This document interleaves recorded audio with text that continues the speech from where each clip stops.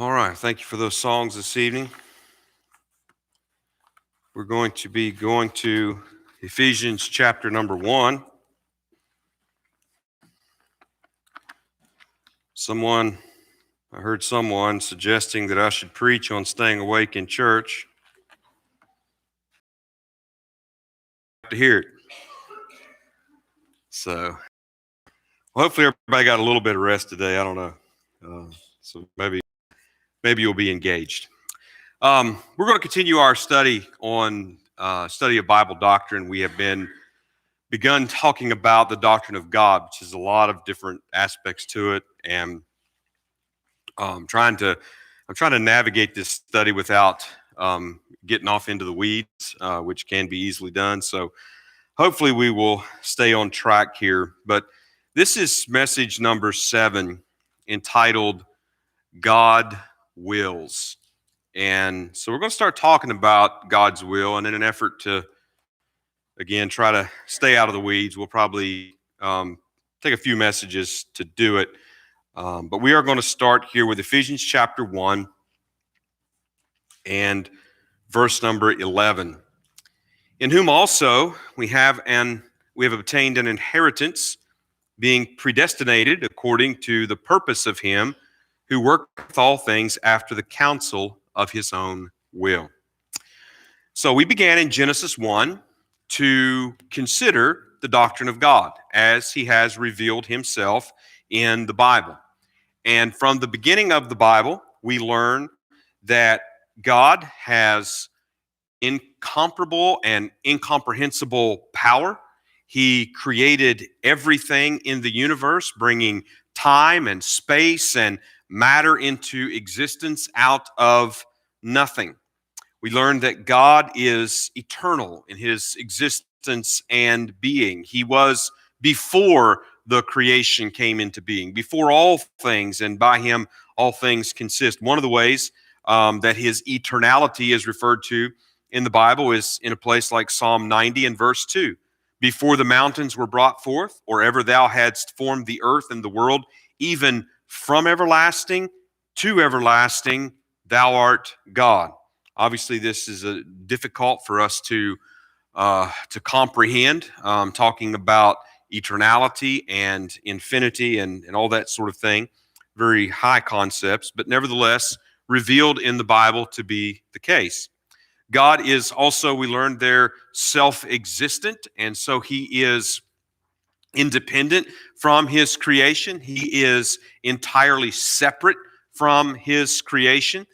This is comprehended in the term holy. And when the Bible talks about God's holiness, a large part of what is meant there has to do with him being separate from all. In a sense, you could say he's unique.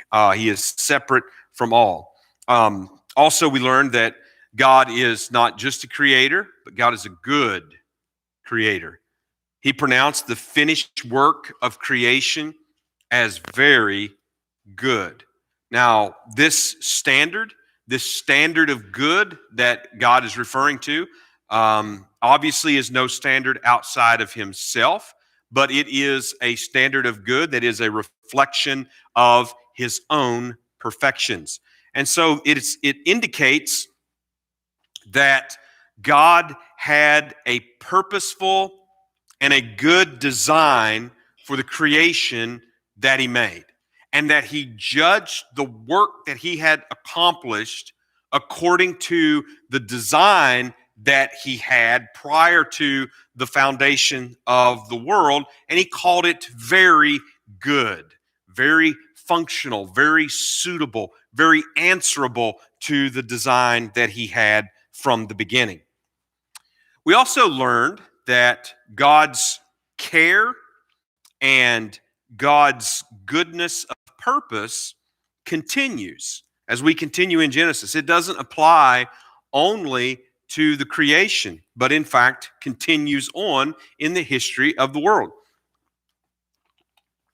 So he communicated with Adam and Eve. He related to Adam and Eve in the garden, and their first sin, though it did cause a separation, and it did put up a barrier. And we're not talking about the original sin and all of that at this time. We'll do that later. But it did put up a barrier. It did change things, but nevertheless, God did not end his involvement with his creation. Again, if God had the power to speak everything into existence out of nothing, then he also had the power to obliterate it all if he chose to do so, and to start over if that was what he wanted to do. I don't know how many of you have that experience. I've had an experience or two where I have begun on a project and had to obliterate it and start over because it wasn't going the right way. Now, you've probably not had that experience. I have, but that's not the case with God. He did not end his relationship or his involvement in this creation, nor did it derail his purpose in the creation. For after man has fallen into sin, we have plenteous references throughout the rest of the Bible speaking about God's plan, God's purpose, God's counsel, and so on. So it was evident also from God's ongoing involvement with people throughout the book of Genesis and explicit statements of his working in events. One of the things we talked about long ago now when we were working our way through the Bible book by book in the study that we were doing, we talked about how that when the Bible presents history, it's not just the facts of history, and it's not facts of history chosen at random or arbitrary facts of history, but the Bible is giving us a theological history. The events that the Bible tells us about are significant. These are the events that God has chosen to reveal to us for a purpose and reveal his working in them. So we talked about the example of Joseph, and Joseph provides an example at the end of Genesis as he assured his brothers there of his forgiveness. And he confirmed that God meant their acts for good, using the very same word that was used there in chapter 1 and verse 31 that indicates function and implicitly design. So their acts, for their part, was meant for evil. And we'll get into that more, not in this particular message, but we will talk about that more. For their part, their acts were evil. They had an evil design. They had an evil intention. They had an evil motivation. Everything about it was evil from what they were desiring to do. I mean, they essentially sold their brother into slavery after they just narrowly were talked out of killing him, which was the first option. And they went with plan B, which was to sell him into slavery. And what they did was evil, and they meant it for evil. And that was all of their purpose. But nevertheless, Joseph says, God meant it for good. Now that brings us to the question then of God's will. When we're talking about all these words, God's purpose and God's design, and God meant these acts in history for good. So when we're talking about all of these things, that brings us to this question of God's will and God working events in history, and by that meaning in the lives of men and women, to bring about the good that he has decreed. And when we think about it, many of the questions that we have about God and about God's ways and about even our own lives, they really, for the most part, come down to this subject of God's will and how that it relates to reality. How does God's will relate to what I'm experiencing, what I'm seeing around me, the directions that I see things going, and so on? How does God's will relate to that, the actual events that are transpiring in the time that we are living?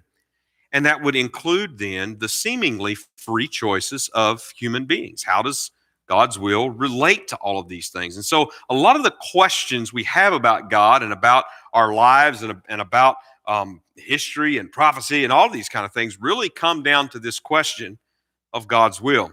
Now, if we start with the big picture about God's will, there really are not that many options. I know we can get lost in the weeds when we start trying to think about these things, but there's really not that many options. So, first of all, does God fully know beforehand all things that will be? Does he have a full and perfect knowledge of everything that comes to pass? Well, quite simply, if we're going to answer that no, then we have a problem, because he is not God, and that is certainly not what the Bible reveals to us about God. If we say no, well, God don't have a perfect knowledge of everything that comes to pass. All right, so if we say yes, which is the biblical answer, then everything that happens, it either happens and is according to his will, or it happens and it is contrary to his will. There really are no other options there. And if it is according to his will, everything that happens, if it's according to his will, then God is absolutely sovereign, and he is indeed working all things out according to his own will. And just like we read in Ephesians 1:11. If things happen that are contrary to God's will, then God himself is bound to some sort of larger fate or destiny or something that is beyond his control, and making God not so very different from a bird in the sky, fish in the sea, or a rabbit in the hole in the ground. Now, we could ask those questions, and we could ask them in a lot of different ways, but they would essentially still be the same questions. And these questions all come down to, is everything that happens, everything that takes place, whether we're talking about in history to this point, whether we're talking about in the present day that we're living in, or whether we're talking about into the future, is everything that happens according to God's will, or is it contrary to it? And again, that really big picture, there's just not that many options. Everything that happens is either according to God's will, or it's contrary to it. Now, by according to God's will, I mean that the individual event is willed by God as a part of his overall design to achieve his predetermined end. By being contrary to it, I mean that the individual event is opposite, or it is against what God has determined to happen, and could rightly be said not to be willed to be. In other words, if things happen that are contrary to his will, then that event could be said to be not according to his will, or not have been willed to be, and yet it is. All right, so what does the Bible reveal about God's will?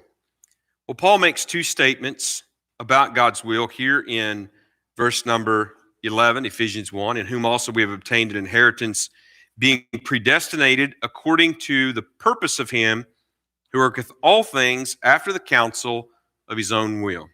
So we have two statements at the end. One of those is that God's will is single. And that is even true just grammatically. And God works everything, or all things, according to his single will. So that's what Paul says, that God works all things, which is plural, encompassing everything. And he works all things after the counsel, singular, of his own will, singular, his own will. So first of all, we want to think about God's single will. What does that mean? Well, the difference in the plural and the singular there is certainly notable.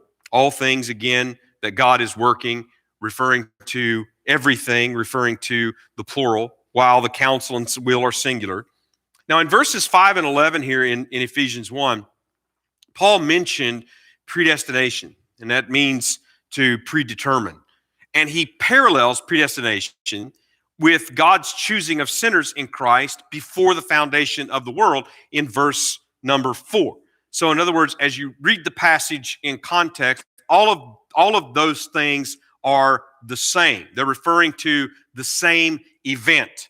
And that event, Paul notes in verse number 4, has taken place before the foundation of the world. Now, we talked about this morning that beginning, that starting point of creation, and how that in the Bible, in different places, and this is one of them, there are references to acts of God occurring before that creation, before that foundation of the world. So, God's will being single, and the single counsel by which God works everything means then that has been settled or has been in full existence from before the foundation of the world, and there can be no change, no alteration, no increasing or diminishing of God's will in its scope or in its determinations. God's will is reality, not possibility. So our plans are quite different from that. Our plans are possibilities. They might happen. How many times have you made plans and they did not happen? For various reasons, they did not happen. Sometimes it can be, very strange, unforeseen reasons that may cause something not to happen. Well, God's will is reality, not possibility. God has willed everything to be as it will be. So God's will then is like God is. In terms of his will, there are no such things as possibilities. There's only what is. So a single will from before the foundation of the world means that God's will has no disunity, no disharmony, no incongruity. God's will is not fractured. God's will is not at cross purposes. God's will is a single, unified, overarching will for all things. Well, this comes back to God's knowledge again. So God's knowledge of all things is a true and a certain knowledge. And we have references like Acts chapter 15 and verse 18 we looked at this morning. Known unto God are all his works from the beginning of the world. God has full and certain knowledge of all of his works from before the foundation of the world. In other words, God's knowledge means not that those things are possible, but that those things are, and those things will be. He knows exactly what will happen, and nothing else then can happen. So think of places like Isaiah chapter 42 and verse 9, where God speaks to the prophet saying, "Behold, the former things are come to pass, and new things do I declare. Before they spring forth, I tell you of them." And really, prophecy and the fulfillment of prophecy illustrate this about God's will. Because when God gives a prophecy, all it is an announcement beforehand of what he has purposed to come to pass. It's not that he's making a prediction. It's not that God is looking at some possibilities and saying, some of these things might happen. When God has given a prophecy, he has revealed ahead of time what his purpose is to do. That's all that a prophecy in the Bible is. It's not any sort of mysticism involved in that. There's not any sort of seeking for reasoning or anything else, trying to read the wind or the sky, or it's not any of those kind of things. Prophecy in the Bible is nothing more than God revealing beforehand what he has purposed to come to pass. And so when the fulfillment comes to pass, it is because God has willed it to be so. So he says this, obviously speaking to Israel and to Judah. I tell you these things before they spring forth, particularly in relation to his judgment on them and his eventual regathering of them.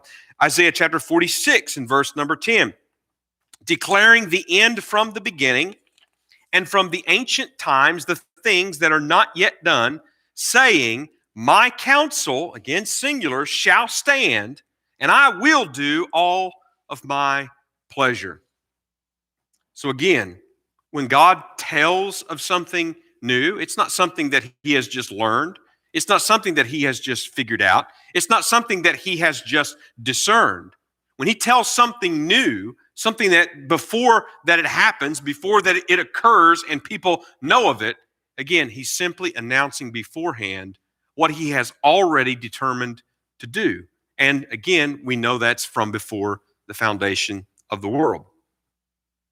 So when we understand this, there is nothing that happens contrary to God's will. There's nothing that comes to be that God does not will to be. That would necessarily be what would be required if something contrary to God's will came to be. Well, of course, there's an obvious objection. Whoa. What about sin? What about sin? Is sin not contrary to God's will? Well, let's think about, for instance, the sin of Saul. I recently read through this in 1 Samuel. When Saul was commanded to go to Amalek and to destroy Amalek utterly, men, women, children, animals, possessions, everything.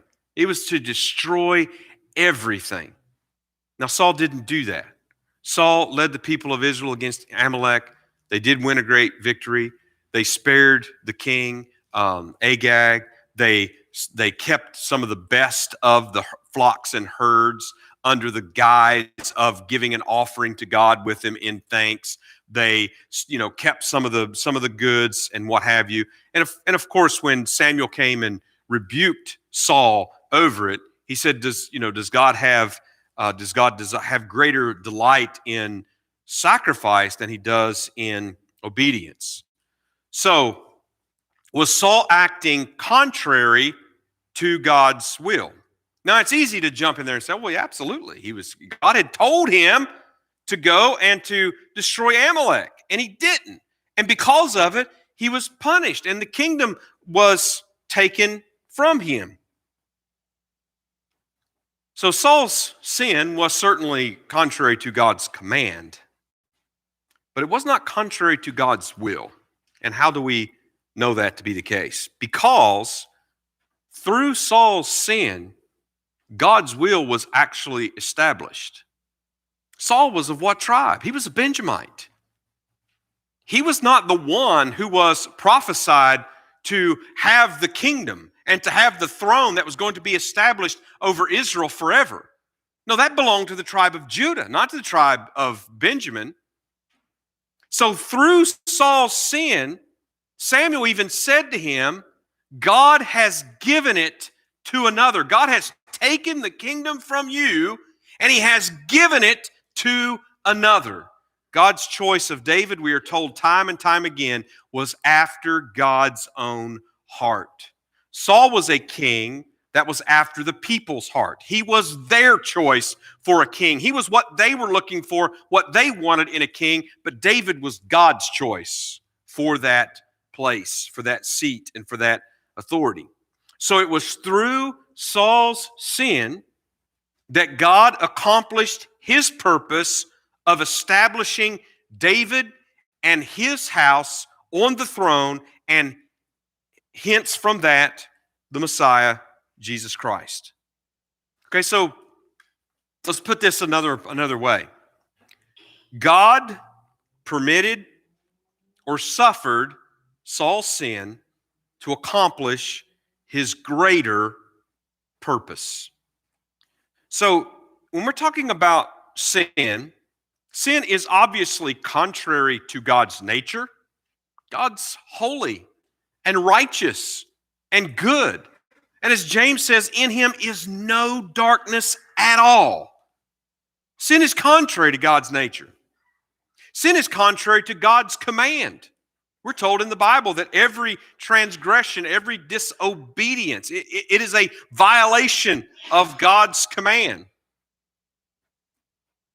But sin is not contrary to God's will when we are talking about his single eternal purpose.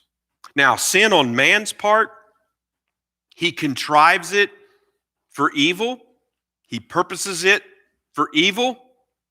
And God suffers it to be so, to through it accomplish a greater, more glorious design of his will.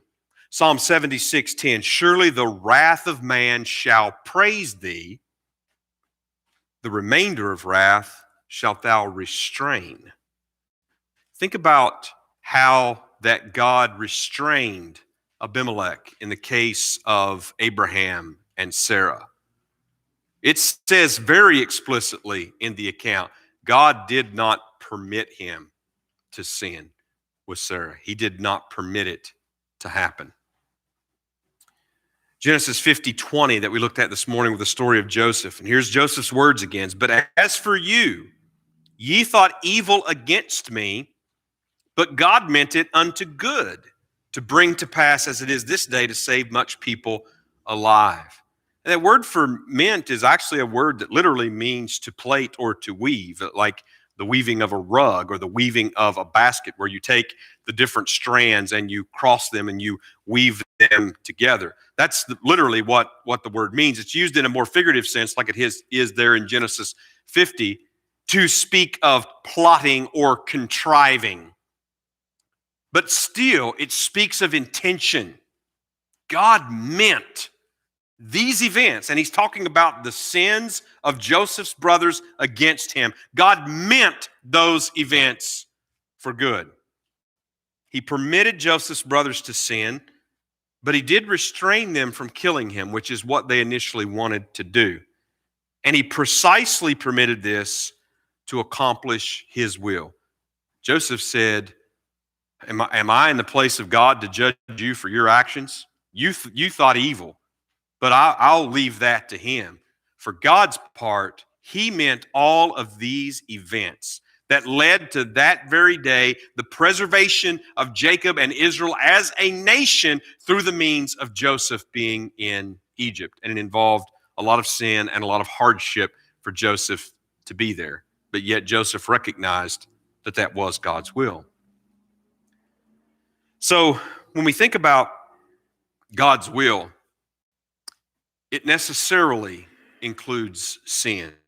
And I know that can be difficult to think about, but we can see it well when we think about it in terms of the greater to the lesser.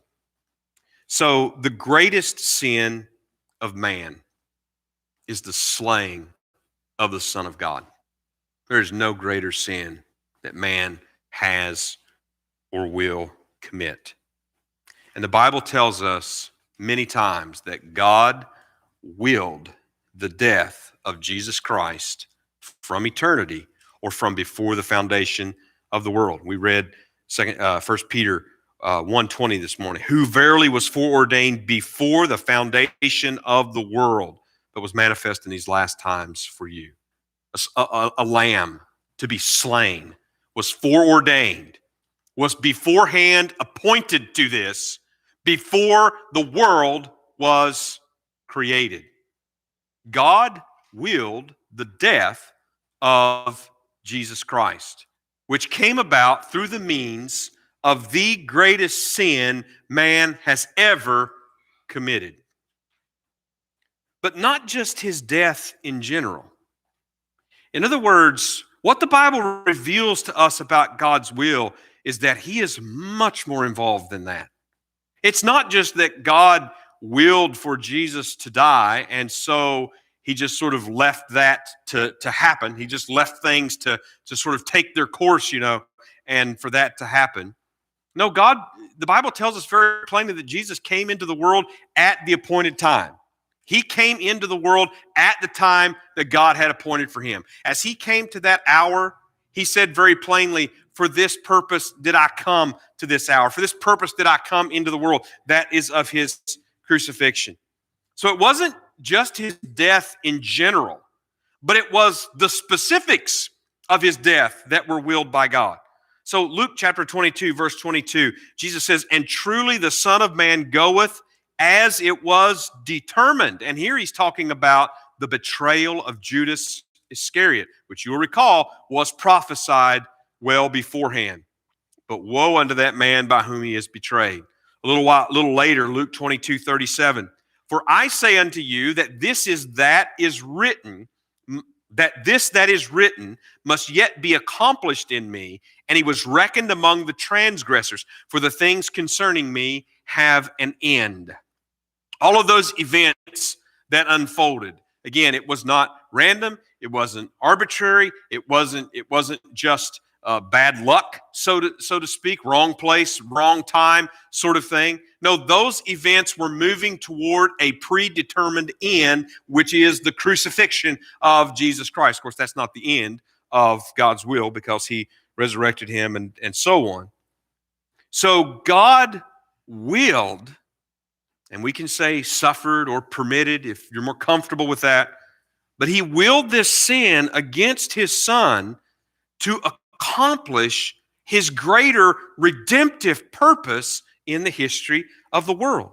In Acts chapter 2, verses 22 to 23, Peter on the day of Pentecost, ye men of Israel, hear these words, Jesus of Nazareth, a man approved of God among you by miracles and wonders and signs, which God did by him in the midst of you, as ye yourselves also know, him being delivered not by the chief priests, not by the council, not even by Pilate, him being delivered by the determinate counsel and foreknowledge of God, you have taken and by wicked hands have crucified and slain.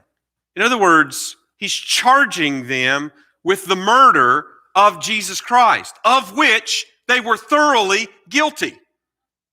For their part, they did evil against the Son of God. But God meant these things for good. Acts chapter 4, verses 26 to 28. This is after that Peter and John had been threatened not to preach in the name of Jesus. The kings of the earth stood up, and the rulers were gathered together against the Lord and against his Christ. And of course, they are quoting here from the Psalm 2. For of a truth against thy holy child Jesus, whom thou hast anointed, both Herod and Pontius Pilate with the Gentiles and the people of Israel were gathered together for to do whatsoever thy hand and thy counsel determined before to be done. Not more and not less. So, in other words, this point is clearly demonstrated when we think about the greatest sin that man has ever or will ever commit. Is sin a part of God's will? It necessarily is so. It was the case in the crucifixion of Jesus. So in other words, again, we go from the greater to the lesser and say that obviously that sin was a part of God's will. That doesn't mean that God made them sin. Those are some things we're going to have to talk about a little while later, not tonight.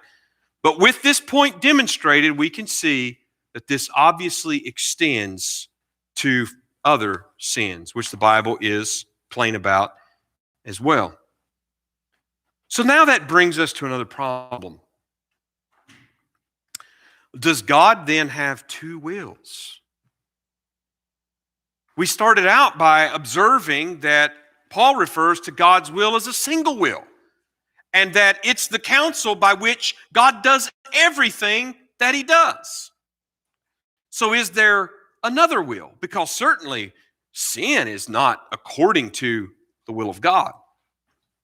So this is the problem of the singular will and the reality of sin. Now, I'm not here thinking about the problem of evil and the existence of sin. That's something that maybe we'll talk about in another time. But that people sin. And we don't need any proof of that. People sin all the time. They have since the Garden of Eden, and will continue to do so until the end. People sin, and they contradict what God has commanded to be done or not be done. People really do sin, and they seemingly freely choose to sin. Well, a singular will means that God has ordained or he has decreed a certain end, and that end will be accomplished as he decreed it or willed it to be. And so if God has decreed a certain end to be, then that also means he has willed all of the necessary conditions and lesser events to be in order that the greater event will be as he has willed. Now, the main example, obviously, being in the crucifixion of Jesus Christ.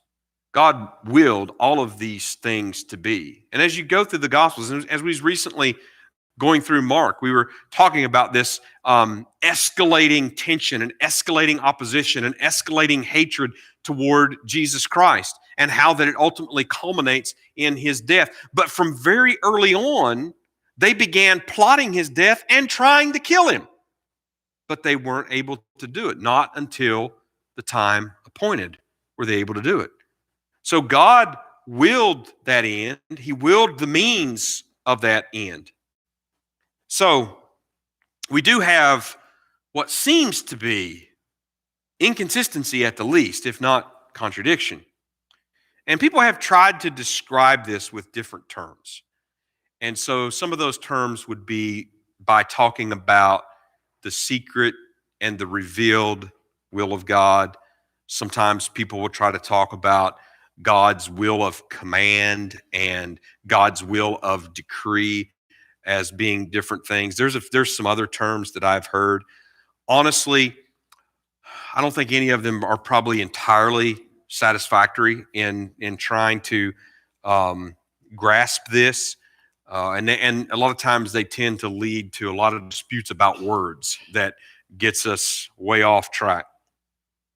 But we do need to refer to it in some way. I mean, we do need to see what the Bible says about this, because the Bible clearly shows that God has willed everything that comes to pass and will come to pass, including sinful acts, and that God has commanded things that do not come to pass. For instance, when God has said, "Thou shalt not kill," and the Jews killed God's son, not to mention a long line of prophets and those that had been sent to them. So God has willed everything that does come to pass, and God has also commanded things that do not come to pass. And really, when we think about it, every sin is a transgression of God's command. Every sin is a failure on our part to bring to pass what God has commanded to be done. So those two things really do exist. But do they mean that there's some contradiction? Do they mean that there's some sort of inconsistency? Well, we go back to Deuteronomy chapter 29 and verse 29, for instance. And this verse reads, "The secret things belong unto the Lord our God, but those things which are revealed belong unto us and to our children forever, that we may do all the words of this law." Now we know in the book of Deuteronomy, this is Moses with the second generation that's about to enter the promised land. Deuteronomy, the second law, he has gone over rehearsed the law to them, and that's what he's referring to. And he's telling them such things as, look, this is what God requires of you. This has been written down in this word. This is what God requires of you. He doesn't require you something that's far off, something that is hard to get at or anything else. This is what God requires unto you. Now, the secret things belong to God, but the things that he has revealed belong unto us. Now, this is one of the reasons why I'm really not personally offended by talking about a secret and a revealed will, because that's just biblical language, but it does seem to offend quite a few people. So we have this language of secret and revealed, indicating that there is at least some sort of a tension in these things, that God clearly commands things that do not come to be, but that everything that God has willed does come to be. So think about the fact that there are things that we do not, will not, and cannot know. In order to have perfect knowledge of God's will, we would have to be God. And we're not, and never will be. So we do not have perfect knowledge of God's will and the secret things that belongs to God. Elihu rebuked Job in Job chapter 33, verse 13, and said, "Why dost thou strive against him that is God? For he giveth not account of any of his matters." Job was arguing against God above his head. He was arguing with God in the secret things of which Job had no knowledge. And he's being rebuked for that by Elihu.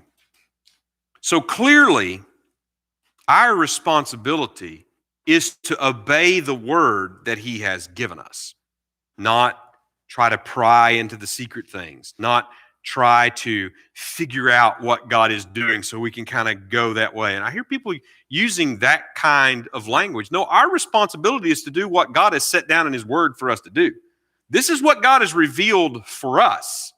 What God's will is and how he's working in all these events, we don't know. We know some things because he's revealed them to us, but we don't know them all. And we don't know how these things are going to come to pass. And we are never, as Paul has told us, we are never to sin in order that grace may abound. So that's our responsibility. So let's just maybe illustrate this with just a few scripture examples as we close here. So God's revealed will, or God's command, if you will, to Abraham was to offer his son Isaac as a sacrifice. And there was no equivocation. God was very plain in his command.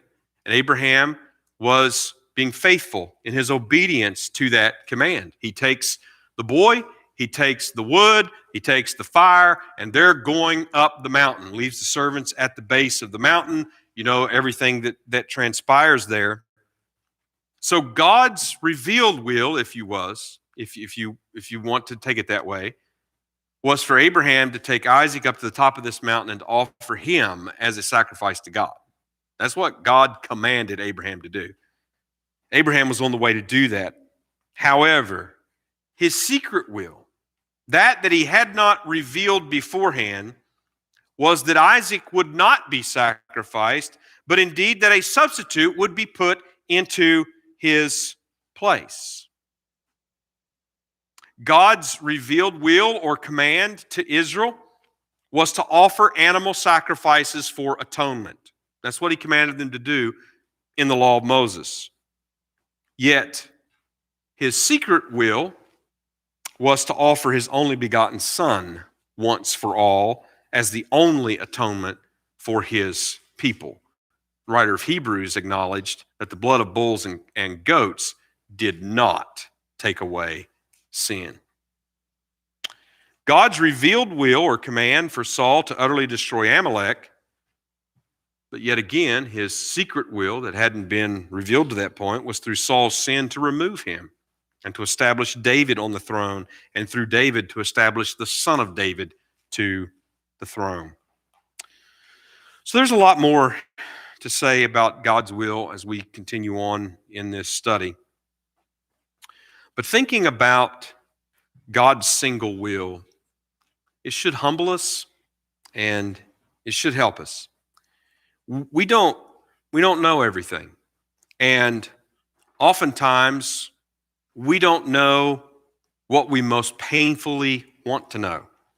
In other words, particularly those things that are directly affecting us, our lives, the lives of our families, or those close to us, or what have you. But we can be assured that God is working everything after the counsel of his own will. And nothing comes to pass but that God has willed it to be. And we can't pretend to know his reasons for everything that comes to pass and why he has permitted this and that. We can't pretend to know that. But we do understand that God is working everything after the counsel of his own will. So ultimately, his redemptive purpose in Jesus Christ to redeem the earth and to redeem sinful men and women through faith will be realized as he has willed it to be. All right, that's all the message for this evening. We will close with a hymn.